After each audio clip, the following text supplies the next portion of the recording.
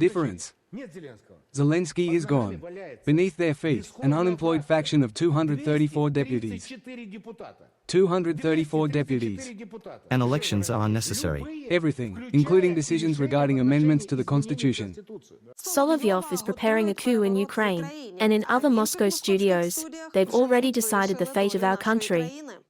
To simplify it, everything is now being decided in the big triangle. Russia, China, the USA. This is where the new world structures should emerge. It's not Yalta yet, but still, Yalta serves as a prototype here. What did Trump say? I and the USA, Russia and China together will negotiate nuclear disarmament. These three countries will determine the future. And here, Europeans are asking, what about us? And once again, Trump, our figure. Once again. And with such cynical statements, the loudspeakers of the bunker continue to praise Trump and hate Europe as they crash into the new week. We can confidently assert that a criminal syndicate of European politicians has emerged, profiting from funds stolen from the American taxpayer, which were then laundered through various Ukrainian schemes. Meanwhile, the delusional fanatics of the bunker have gone even further. They are not just talking about the President of the United States, but making entire movies about him. Trump. Finally, you've gotten a haircut. Cleaned yourself up. Reduced arms. And halted arms supplies to Ukraine. And now we advise you. Leave that gang, NATO. Let them try to manage without you. They'll buy military equipment from you. And you, as a businessman, will see your benefit. Just like that. Of course, these are rather bizarre films, but believe me, even this poor quality movie was made and posted online. So it's quite clear who's behind this and who is funding all this madness of old Russian women. We shouldn't indulge them in anything today. You don't need that, NATO. Leave NATO, and only then will you truly witness how America can revive its economy and discover what kind of leader you will become. As an economist, I'm telling you, remember this. Trump, did you get it? That's it, there's no other way. And I am in a Nabok. And as usual, I've gathered for you a fresh collection of statements and remarks that show who we are dealing with. I'm talking about the propagandists. Consider what Russians themselves write about them, the Kremlin's audience. Sidorchik, a foul-mouthed scoundrel, today playing the liberal. Timofeyev, an idiot with a brain deficiency and hatred for Russia. Alexei Timofeyev, in my opinion, is an amoeba and a monster. Why invite him? What a bastard this Sitin is. Why is he being invited? Sitin, a degenerate, a former communist, a friend of Khodorkovsky, and an employee of Yukos. That says it all. Trushkin, a hysteric in pants and a demagogue. You're a scarecrow and a liar, a torturer, Vanya. These are all comments from our Telegram channel. And they are written every day, usually by the same viewers. Listen, now that's a twist. These are the thoughts of millions of people, succinctly gathered together. And you know what's the most interesting part? These are the thoughts of Russians watching this show. So such compliments to these propagandists have really driven them mad. And of course they started figuring out how to punish those who write all of this. Should anonymity be allowed? Here's the problem. It's not always possible to find who is harassing. That's what this is about. You need to understand that in Russia, users are very mean. Russia's online community is highly hostile, posing a significant problem. And why? When a young author starts making their first videos on a video hosting site, they're not very high quality or professional. They get tons of negativity in the comments, and it's not bots, it's real people. They go after personal details, some flaw of the blogger. I've always believed we are very grateful viewers.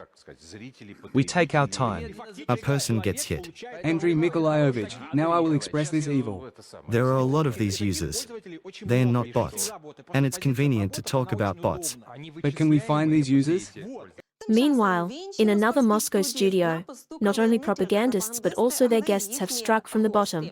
That is, Putin's soldiers who stated that the war started by the bunker man is fratricidal. They even mentioned their own relatives.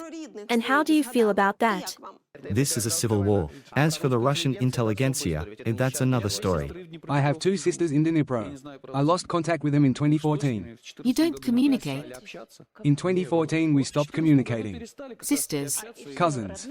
Yes, cousins. You don't talk. My aunt is buried there. It's a tragedy. This is yet another fratricidal civil war. Yes, it's a tragedy, absolutely right. Here it is, the Kremlin's manual in all its glory. I wonder, do these soldiers share the same opinion? In winter everything quiets down. But the special military operation showed that this is absolutely wrong. As if we're attacking more in the summer and less in the winter. No, everything is absolutely the same. Yes, that's a fact. Of course, the enemy has a lot of drones. Too many. More than we have. Just dozens per person.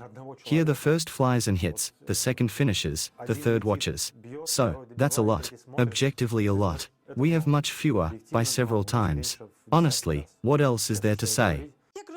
As you understand, such candid confessions won't be shown to Russians on TV, nor will ones like these. By the way, there are plenty of such videos on the internet.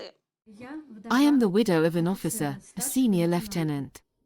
I was invited to a concert on March 6th for an award ceremony. We were not given an award.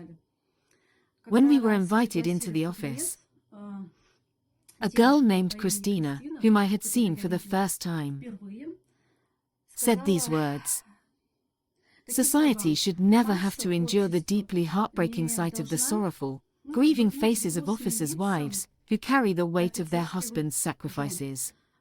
This is a celebration." That's when I couldn't take it anymore and said, "How is that? I'm the wife of a fallen officer.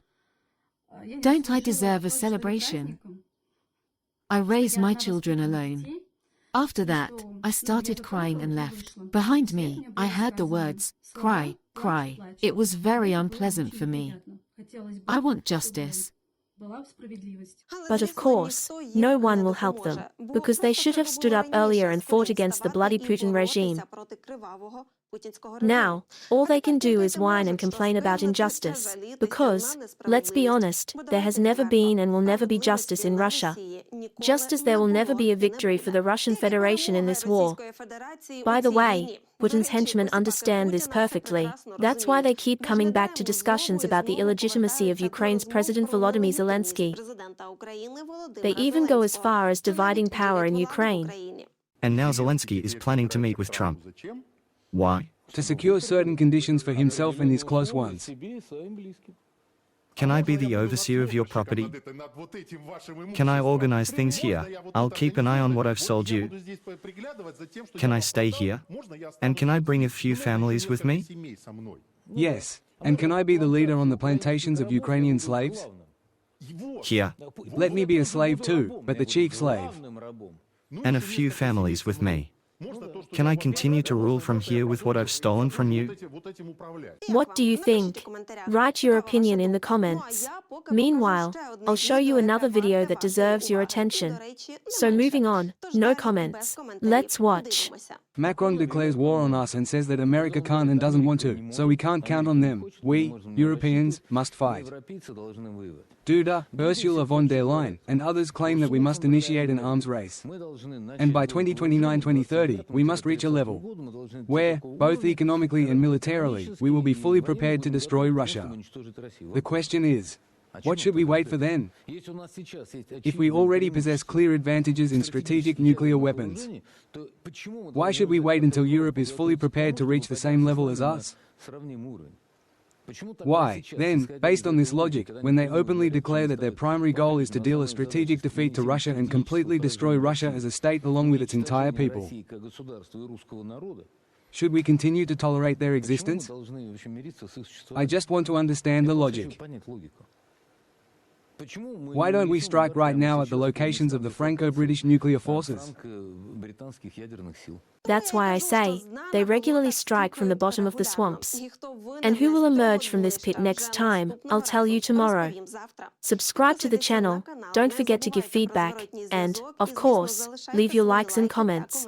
And remember, no matter what happens in the swamps or on the international political stage, we have our own work to do.